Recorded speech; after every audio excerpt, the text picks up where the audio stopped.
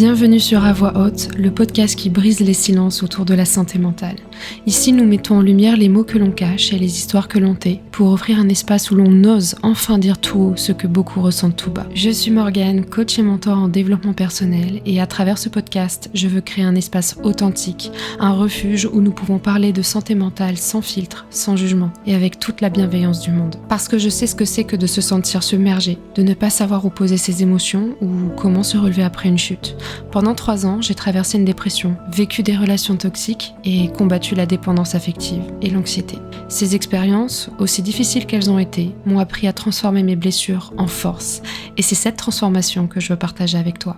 Parce que je crois profondément que nos émotions, nos failles, nos forces méritent d'être entendues, d'être reconnues et partagées. Alors je leur donne une voix. Que tu sois ici pour te sentir moins seul, pour mieux te comprendre ou simplement pour trouver un espace où l'on parle vrai, tu es au bon endroit. Alors bonne écoute à toi et bienvenue sur À Voix Haute, parce que la santé mentale ne doit plus jamais se taire. Je vais te poser une question et j'ai envie que tu y répondes vraiment honnêtement, c'est vraiment pour toi. Est-ce que tu as une vie qui, vue de l'extérieur, devrait te rendre heureuse ? Tu as un travail qui fait envie ? Tu voyages, tu as un cercle social, tu as peut-être une relation, tu as peut-être une belle façade bien construite. Et est-ce que, en même temps, à l'intérieur, il y a quelque chose qui ressemble à du vide ? Une sensation que rien ne fait vraiment sens, que tu n'es jamais vraiment à ta place, que tu passes d'un endroit à l'autre, d'une chose à l'autre, et que le fond reste le même. Alors c'est pas vraiment un malheur qui est flagrant, c'est pas vraiment une crise qui est visible, c'est juste du creux, de la déconnexion. L'impression d'être là sans être vraiment là. Et le truc le plus cruel dans tout ça, c'est que t'as même pas le droit de te plaindre. Parce que ta vie devrait être bien. Alors tu te tais et tu continues. Eh bien, si tu te sens concerné, bienvenue dans ce nouvel épisode. Il t'est dédié. Ce qu'on va faire aujourd'hui, c'est pas vraiment te diagnostiquer et c'est pas non plus pour te donner des pistes ou des solutions en 5 étapes. Mais j'ai vraiment envie qu'on parle de ce vide intérieur parce que moi aussi, je l'ai passé.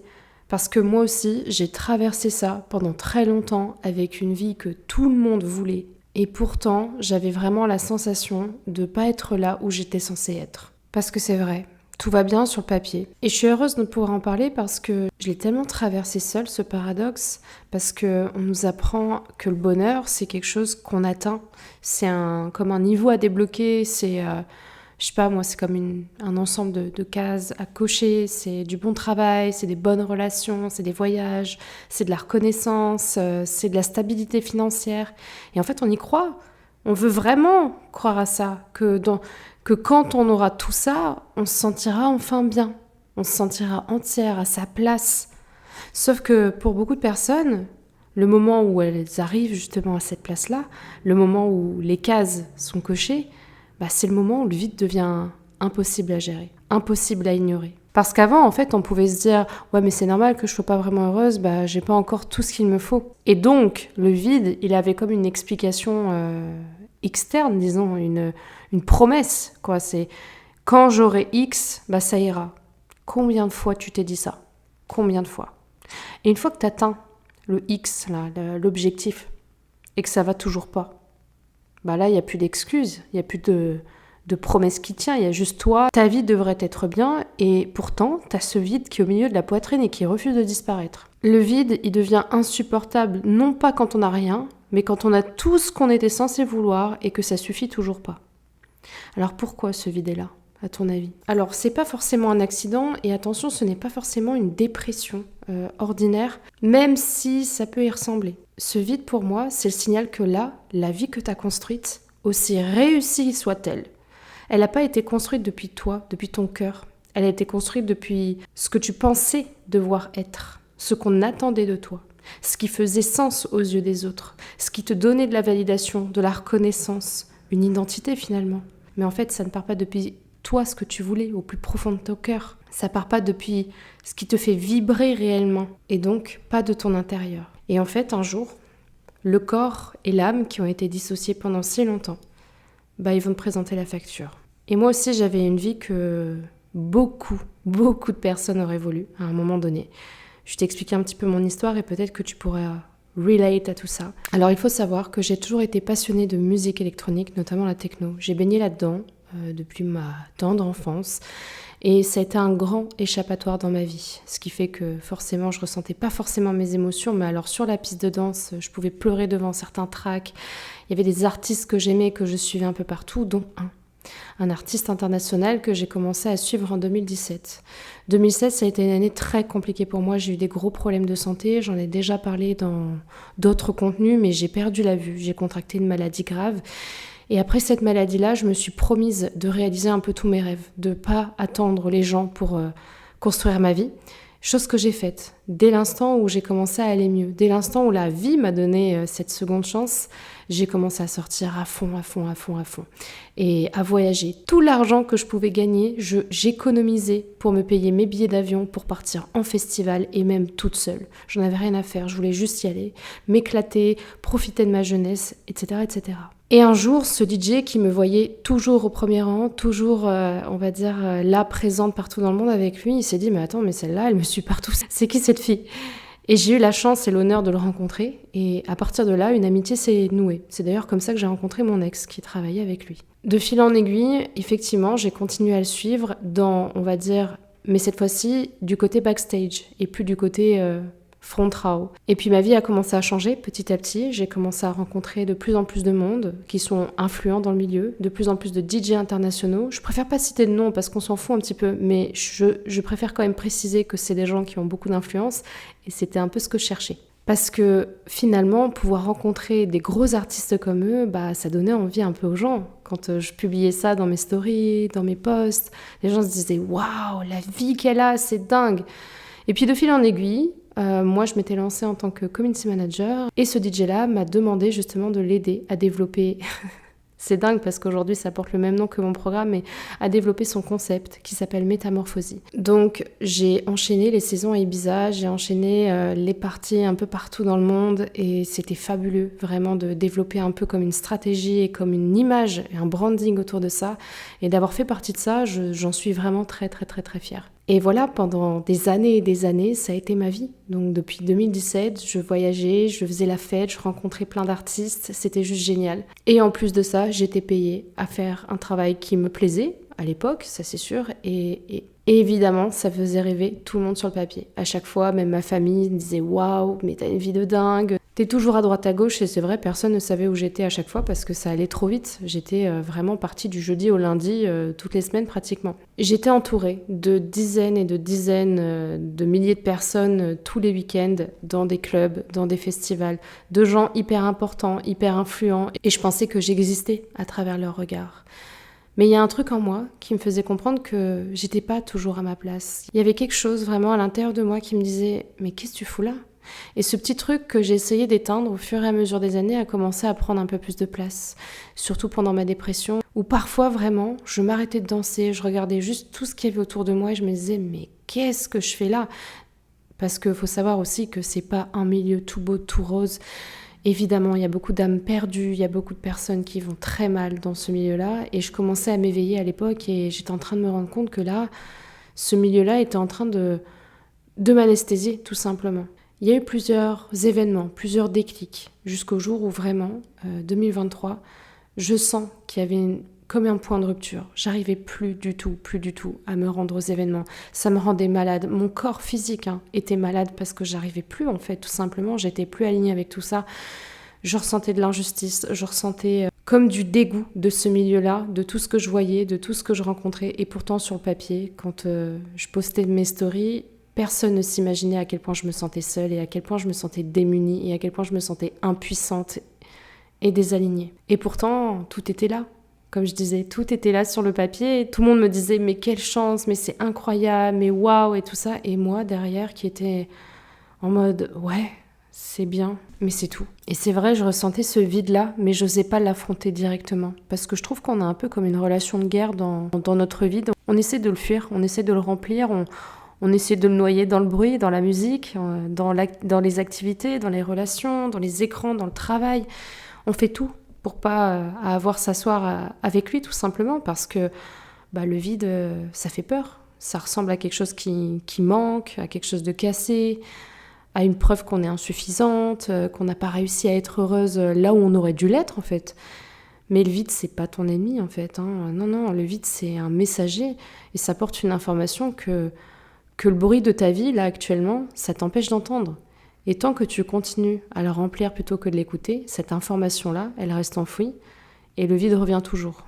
Toujours. Beaucoup plus fort à chaque fois. Je te le dis, le vide, ça ne dit pas que t'es cassé, ça dit que tu t'es éloigné de quelque chose d'essentiel et qu'il est temps de revenir. Il est en train de te dire que la vie que tu mènes là actuellement, elle est plus alignée avec qui tu es en train de devenir ou qui tu es actuellement. Que quelque part dans le chemin que tu mènes, tu as commencé à vivre pour une image, pour une version de toi qui a été construite pour être aimée, pour être admirée, pour être acceptée, plutôt que toi. Ça dit aussi que tu t'es déconnecté de tes besoins réels, que tu sais ce que les autres attendent de toi, ce qui fait bonne impression, ce qui se partage bien sur les réseaux sociaux, mais que tu as perdu le fil de ce qui te nourrit vraiment, de ce qui te nourrit dans ton intimité, sans audience. Ça dit aussi qu'il y a une partie de toi qui n'a pas eu sa place, qui a une part authentique, peut-être un peu moins brillante, un peu moins performante, un peu moins productive, mais plus vraie.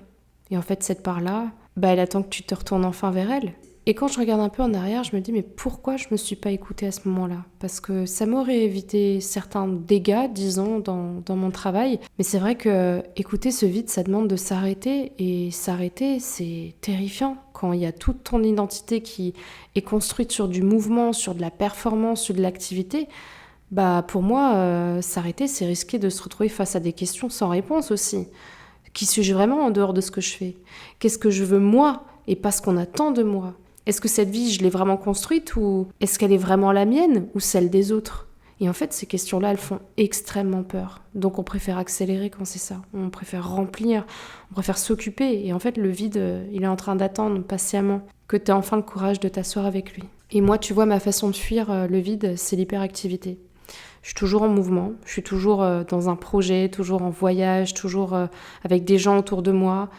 Le silence, pour moi, c'était mon ennemi. Vraiment, une soirée seule chez moi, sans rien de prévu, c'était insupportable. Mais à l'époque, je ne savais pas encore que ce que je fuyais, c'était moi-même, en fait. Que toute cette agitation, c'était une façon un peu sophistiquée, je dirais, de jamais avoir à me retrouver face à moi-même et avec tout ce que je ressentais à l'intérieur de moi. Donc l'hyperactivité que j'ai, de manière générale, c'est rarement de la passion, c'est de l'évitement. Et du coup, moi je porte beaucoup ce masque de la performance. Donc je souris beaucoup quand ça va bien et c'est pour ça qu'il y a très peu de personnes, je pense, qui m'ont...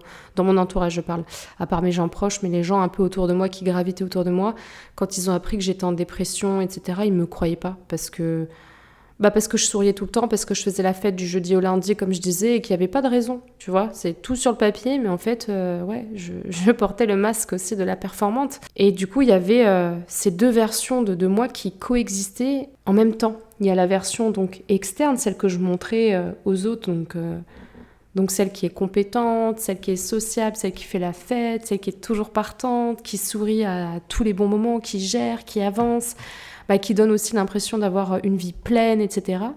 Puis il y avait la version interne. Ça, c'était la version quand j'étais seule chez moi. Celle qui était épuisée, qui était creuse, qui se demandait ce qu'elle foutait là, qui jouait un rôle sans savoir vraiment pour qui ni pourquoi.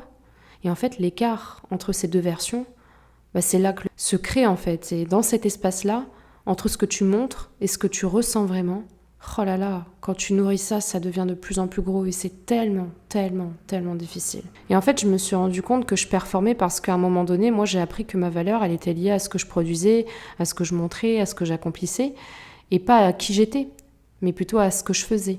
Donc j'ai construit une identité de performance, comme une façon d'exister qui passe par le regard des autres, par la validation, par la reconnaissance, donc à travers des likes, des compliments, des « waouh, ta vie est incroyable !» Et en fait, au début, ça marche. Toute la validation que j'avais, ça remplissait mon vide, mais temporairement, parce que ça vient juste anesthésier. Ça fait du bien pendant quelques heures, quelques jours, et puis ça se dissipe. Et après, il faut recommencer. Un peu plus fort, plus visible, plus impressionnant. Et ouais, pour moi, la validation externe, non, ça remplit pas le vide, ça le masque. Et à force de masquer, on oublie ce qu'il y avait en dessous. Et je trouve que les réseaux sociaux, ils ont quand même un rôle là-dedans, il y a un piège. Ouais, les réseaux, c'est devenu un peu comme une machine à validation. Et justement, pour quelqu'un qui comble son vide intérieur par la reconnaissance externe, c'est à la fois un refuge et un accélérateur du problème. Parce que t'es là, tu postes, hop, tu vas recevoir des petits retours, tu vas exister dans le regard des autres pendant quelques instants, et puis ça redescend. et t'es à nouveau seul avec ton vide. Sans compter que les réseaux, ça crée une comparaison permanente. Tu vas voir la vie des autres, aussi construite et filtrée que la tienne d'ailleurs, et tu vas te demander pourquoi eux, ils semblent vraiment heureux alors que toi, tu joues un rôle. Alors, spoiler, eux aussi, souvent jouent un rôle. Tu vois, moi j'ai réalisé à quel point je dépendais de la validation externe, justement quand j'ai commencé à poster sur Morgane Evasia et que j'avais pas beaucoup de retours. Et pourtant, mon post, il était trop bien, moi j'étais contente de le partager.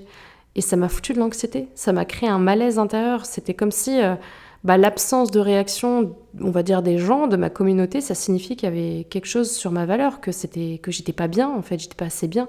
Et en fait, c'est là que j'ai commencé à comprendre que j'utilisais le regard des autres comme un miroir pour savoir si j'existais.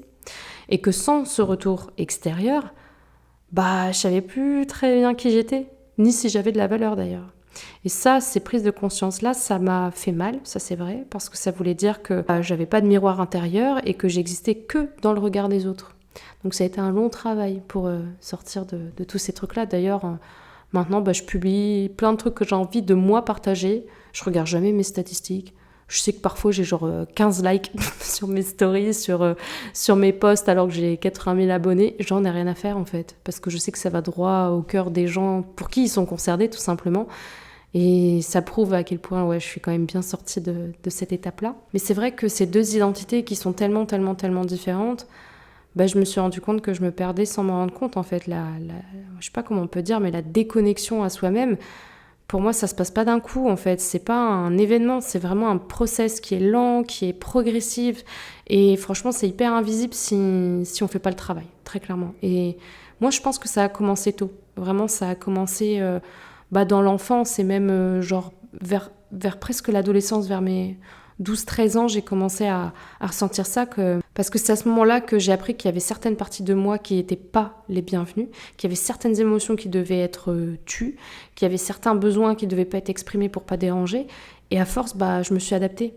Et c'est là que je coupe un peu le fil avec ces parties-là de moi. Je deviens un peu l'experte à détecter ce qu'on attend de moi, et derrière, je viens livrer ce qu'on attend de moi.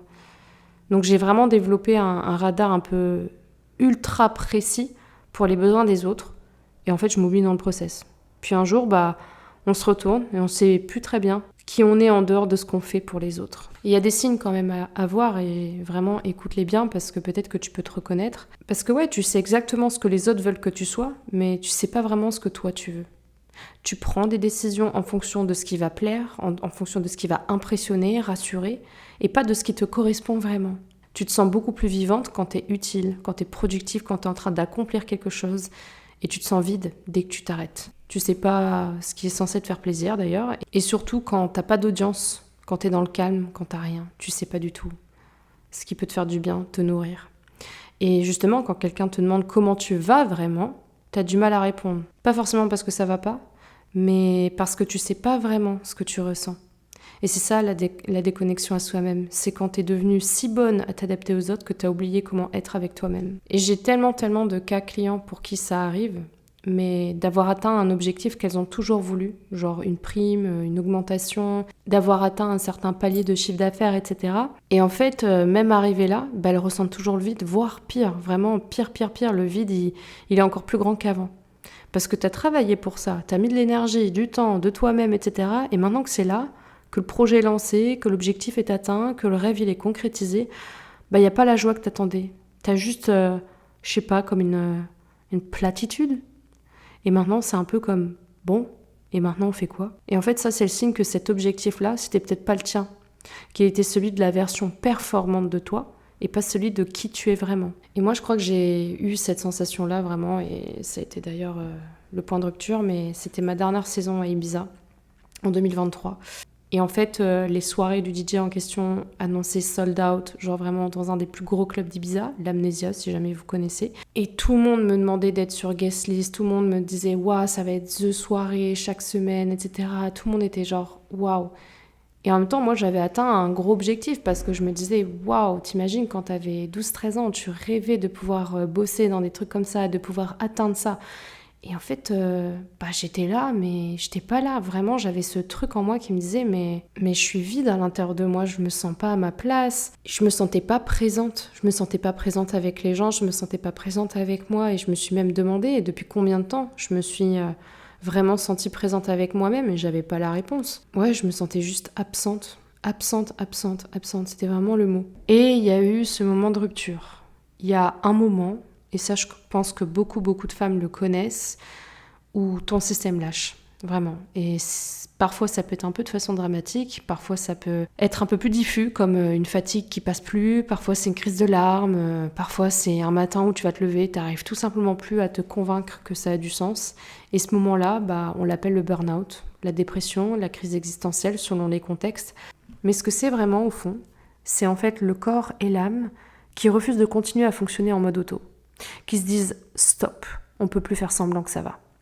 Et ce moment-là, aussi douloureux que ce soit, c'est souvent le début de quelque chose d'important. C'est un peu comme une chance déguisée, parce que c'est justement quand le système s'effondre qu'on est forcé à s'arrêter. Et dans cet arrêt qui est forcé par le corps, dans cette impossibilité de continuer comme avant, il y a une ouverture. L'ouverture de se demander « c'était quoi au fond tout ça ? Pour qui ? Pourquoi ? Qu'est-ce que je veux vraiment ?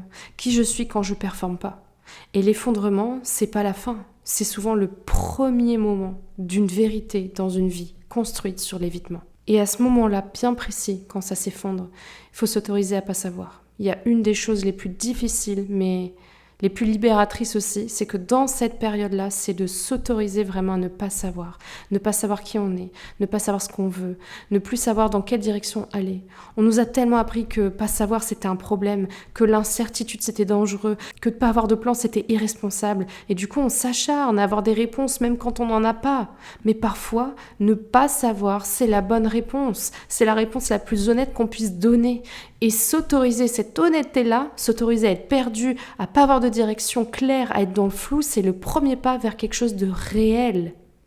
Et moi, mon moment de rupture, si tu veux que je t'en parle, ça a été un petit peu spectaculaire dans le sens où mon corps a lâché en fait, tout simplement, mais ça a été quand même assez progressif. Déjà, je sortais de thérapie, je sortais du Mexique et j'avais eu beaucoup de prise de conscience, j'avais guéri de pas mal de choses, j'avais tellement évolué d'un coup que forcément, le retour aux sources, le retour, on va dire, dans ce milieu-là m'a fait mal. Déjà, je le sentais que j'étais plus alignée, mais je sais pas quitter parce que comme je disais, moi c'était mon identité depuis 8 ans, 7-8 ans. J'ai baigné là-dedans depuis toute ma vie, mais qui j'étais en dehors de la meuf qui voyage partout, qui suit le DJ et qui a une vie incroyable. J'étais personne et j'avais tellement peur de tuer cette identité. Mais évidemment, mon corps, il a plus voulu suivre parce que maintenant je le savais que j'étais désalignée et à partir du moment où tu sais, il n'y a plus vraiment de retour en arrière. T'es obligé de prendre des choix. Je pense que j'ai commencé à vraiment en prendre conscience en mars 2023. J'ai fait quelques événements. Je suis retournée un peu aux événements en avril en étant complètement changée et en voyant qu'autour de moi, j'étais plus du tout alignée. Et ça a commencé à maturer dans mon esprit et on parlait d'Ibiza et plus on parlait d'Ibiza, plus j'avais la boule au ventre, plus je me sentais mal, plus j'étais en mode oh là là mais je me sens pas de retravailler comme ça, je me sens pas de rester là-bas, je me sens pas en fait tout simplement. Et je disais déjà à tous mes amis qui allaient à Ibiza, je disais je pense pas faire la saison entière, je leur disais vraiment comptez pas trop sur moi cette saison, je sais pas trop ce que je vais faire. Déjà à l'époque je leur disais mais je l'avais pas encore officialisé. Puis je suis partie à Ibiza. Et puis, il y a eu plusieurs soirs où ça s'est pas très bien passé. Et dont le fameux soir où, en fait, il y a eu plein de petites choses sur la soirée. L'organisation qui allait pas, plein de petites choses à gérer, de merde, mais qui me faisaient comprendre que là, stop, en fait, t'as plus ta place là-dedans, en fait. Et en fait, mon corps a réagi. Mon corps a réagi assez violemment, c'est-à-dire que j'ai senti une crise d'angoisse arriver. Ça m'était jamais arrivé. Jamais ça m'était arrivé dans ce milieu-là. J'ai toujours su, on va dire au travail et surtout dans des moments de kiff comme ça, j'ai toujours su m'éclater comme il fallait et même si j'avais des crises d'anxiété, ça partait jamais vers l'angoisse, disons ça. Et là, j'ai senti que ça montait. Je me suis extirpée du club, entre guillemets, et je me suis mise un peu en retrait, le temps de respirer. À l'époque, j'étais plus avec mon ex, mais on était toujours en contact parce qu'évidemment, il travaille aussi dans le même milieu, donc c'était génial. Mais bon, on avait un peu réglé nos conflits, même si c'était difficile.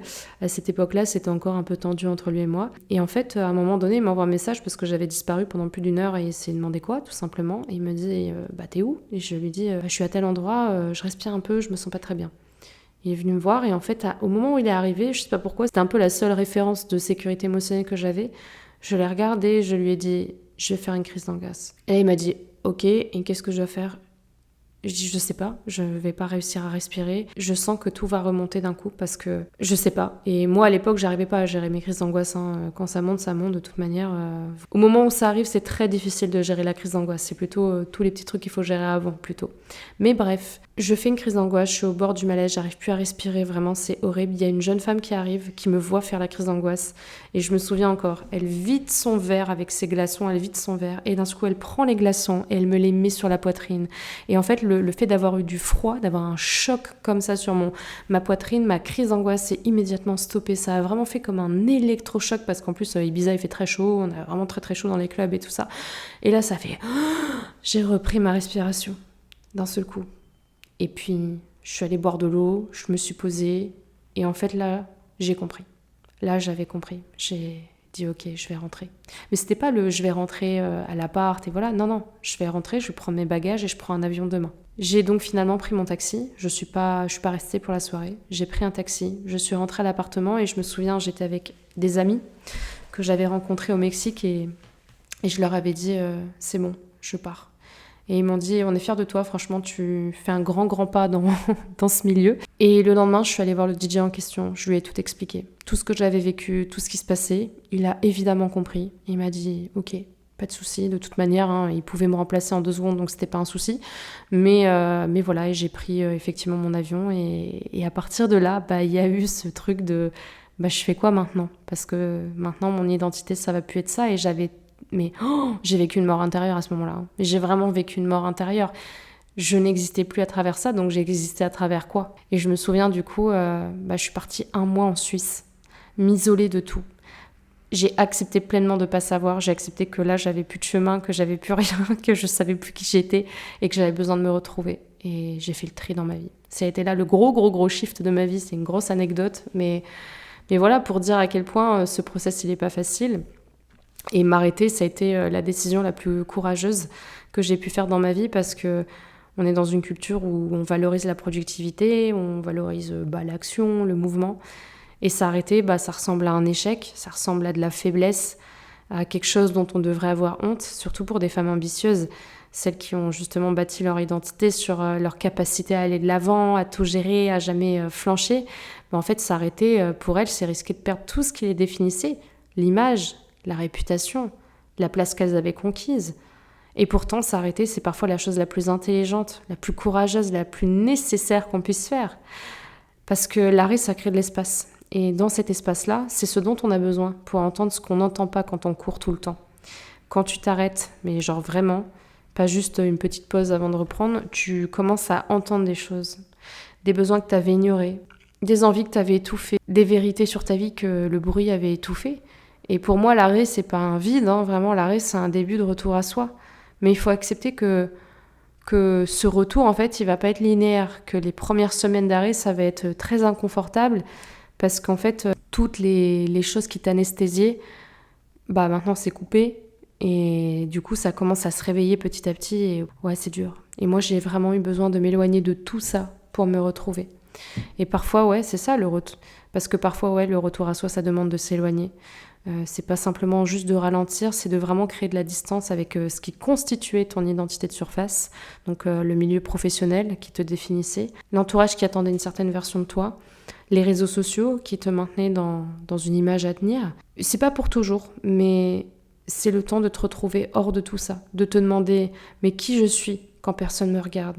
Qu'est-ce que je veux vraiment quand il n'y a rien à prouver? Et ouais, vraiment, je le dis, la décision de m'arrêter et de tout arrêter, de manière générale, ça a été la plus difficile, mais aussi la plus libératrice de ma vie, parce que j'ai pris du recul sur tout ce qui constituait mon quotidien à l'époque, et en fait, les premières semaines, c'était dur, c'était même terrifiant parce qu'il se passait rien, en fait. Et dans ce rien, bien que ce soit terrifiant, mais je me suis quand même retrouvée. Et cette version que j'ai retrouvée, elle n'est pas glamour et elle n'est pas inspirante. Non, c'était la version de moi qui était perdue, qui était incertaine, qui savait plus très bien qui elle était. Et j'ai du coup appris à rester avec cette version-là, à pas la fuir, à l'accueillir. Et en fait, c'est dans ce vide-là, dans ce vrai vide, pas celui que je fuyais, qu'il y a quelque chose qui a commencé à se reconstruire. Et maintenant, je vais te dire un petit peu comment j'ai fait pour revenir à moi, pour créer un chemin qui soit plus aligné, parce que comme tu l'auras compris, maintenant mon style de vie, il n'a plus rien à voir avec ça, bien que évidemment je continue de suivre le DJ de temps en temps s'il passe dans le coin quand je suis présente et quand j'ai vraiment envie. Mais mon style de vie de manière générale, les relations qui sont autour de moi n'a plus rien à voir avec tout ça. Et pour te parler un petit peu du retour à soi, bon, déjà, il faut que tu comprennes que c'est pas un matin où tu vas te lever et tu vas savoir exactement ce que tu veux, qui tu es, etc. Non, ça marche pas comme ça. C'est un processus qui est très lent, qui est pas linéaire, qui est fait de tout petits moments de reconnaissance, qui va te dire un petit peu intérieurement, ah bah ça c'est moi, tu vois, ah ça c'est de ça dont j'ai besoin. Et après, il peut y avoir des grandes périodes de flou. Mais il y a toujours des signes, il y a toujours des indicateurs que quelque chose se construit, tu vois. Peut-être que tu vas commencer à avoir des préférences, tu vois, des vraies préférences qui sont pas là pour plaire. Tu vas commencer à dire non sans avoir besoin de te justifier. Tu vas commencer à te sentir présente dans certains moments. Tu vas commencer à savoir ce dont tu as besoin, même si tu sais pas encore toujours comment le demander. Moi, il y a des pratiques qui m'ont aidée à me retrouver. Déjà, ça a été la chose pour laquelle j'avais le plus peur, c'était le silence. Et pourtant, ça m'a tellement aidée. Alors, c'est pas forcément de la méditation, mais juste du silence, du temps, sans stimulation, sans contenu, sans écran, du temps où tu existes sans rien faire, sans rien produire, sans rien consommer. Et tu vas voir à quel point c'est inconfortable. Mais il y a quelque chose qui commence à s'ouvrir aussi dans ce silence-là.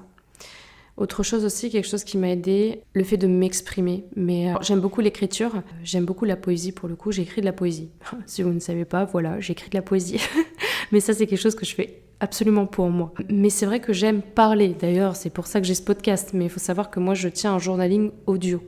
Et le fait de parler, le fait de pouvoir me vider de tout ce qui est là, tout ce qui remonte en moi, en fait, le fait de le dire, le fait de l'exprimer, ça crée comme une distance entre moi et mes pensées et ça me permet de les voir un peu autrement. Donc le journaling, l'écriture comme le fait de l'exprimer à voix haute, ça aide beaucoup et moi, ça m'a beaucoup aidée.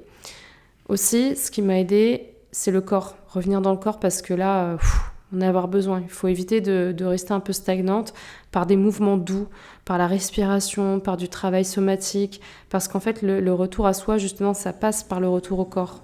On ne peut pas se retrouver en restant dans la tête, ça c'est clair. Et enfin, tu vas devoir accepter la lenteur. Donne-toi la permission de faire les choses un peu lentement, de pas venir optimiser chaque minute de ta vie, de laisser du temps pour rien faire en fait, pour regarder par la fenêtre si tu as envie, pour marcher sans avoir forcément de destination et tu vas voir, ça va t'apprendre à exister sans objectif. Parce que le retour à soi, ça se fait pas en accélérant, ça se fait en ralentissant assez pour s'entendre à nouveau. Et tu vas voir que tu vas découvrir plein de choses quand tu vas commencer à faire tout ça. Parce qu'en revenant à toi-même, progressivement, tu vas découvrir des choses que tout le bruit qui est autour de toi, ça t'empêchait d'entendre évidemment. Tu vas découvrir que tu as des envies que tu avais abandonnées, des valeurs profondes qui te constituent vraiment, mais que tu avais abandonnées pour plaire aux autres. Et qu'il y a quelque chose de plus profond encore, c'est que tu as une compagnie, et c'est la tienne. C'est la capacité à être avec toi-même sans que ce soit insupportable, sans avoir besoin de fuir. Et tu vois, la chose la plus surprenante dans mon retour à moi, c'est ce que j'y ai trouvé. Moi, je m'attendais à trouver des réponses, à trouver des certitudes, une nouvelle direction et tout ça. Mais en fait, ce que j'ai trouvé, c'est du calme. Un calme que je connaissais pas. Alors, ça veut pas dire que j'avais pas de problème, parce que mes problèmes étaient toujours là, mais plutôt une façon d'être avec ces problèmes-là, sans me laisser désintégrer. Et en fait, j'ai réalisé que ce calme, cette capacité à être avec moi-même sans paniquer et sans fuir, c'était la chose que j'avais cherchée dans tous les pays, dans toutes les fêtes, dans toutes les validations. Mais en fait, elle était là. Elle avait toujours été là. J'avais juste appris à pas la laisser exister. Et tu vois, il y a une différence énorme entre une vie qu'on a construite et une vie qu'on a choisie. Une vie construite, c'est une vie assemblée à partir de ce qu'on pensait devoir être. Les bonnes cases, les bons titres, les bonnes apparences, les bons diplômes. Une vie qui répond à une image, celle de la réussite, de la normalité, de ce qui se fait. Une vie choisie, c'est une vie construite depuis l'intérieur. Depuis ce qu'on est vraiment, ce qu'on veut vraiment, ce qui nous nourrit vraiment. Une vie qui n'a pas besoin d'être impressionnante pour être pleine. Et la plupart des personnes qui ressentent ce vide dont on a parlé aujourd'hui, vous avez une vie construite, bien construite souvent, mais construite pour les autres, pour une image, pour une validation et pas pour vous-même. Et le chemin, c'est de passer de l'une à l'autre. C'est pas de tout démolir, mais c'est d'apprendre à choisir depuis un endroit différent. Et quand tu vas commencer à vivre pour toi, et depuis toi, mais vraiment depuis toi, il y a quelque chose qui change dans la texture de ta vie. Alors ça veut pas dire que ce sera parfait et que tes difficultés vont disparaître, mais il y a une présence. Il y a une sensation d'être là dans ta propre vie et pas en tant que spectatrice. Il y a une cohérence entre ce que tu penses, ce que tu ressens, ce que tu dis et ce que tu fais. Et cette cohérence-là, cet alignement-là, c'est ce que les gens voient quand ils disent « elle rayonne ». C'est pas de la performance, c'est quelqu'un qui habite sa vie, qui incarne. Et il y a cette chose difficile à nommer, mais qui est immédiatement reconnaissable, je pense, c'est le sens. Le sentiment que ce que tu fais a du sens. Pas forcément parce que c'est impressionnant ou que ça rapporte de la validation, mais parce que ça vient de toi et que de toi. Si tu t'es reconnu dans cet épisode, dans ce paradoxe d'une vie bien remplie et d'un intérieur vide, Métamorphose est fait pour toi. C'est un accompagnement de 6 mois que j'ai créé pour les femmes qui performent à l'extérieur et qui s'éteignent à l'intérieur. Celles qui ont tout essayé, les livres, les week-ends de retraite, etc. et qui se retrouvent encore dans les mêmes patterns, qui comprennent tout et ne changent rien. Crois-moi, en 6 mois, on travaille la reconnexion à soi-même. On déconstruit les croyances qui t'ont amené à construire une vie pour les autres. On travaille au corps, pas juste dans le mental. On reconstruit une sécurité intérieure qui ne dépend plus du regard des autres.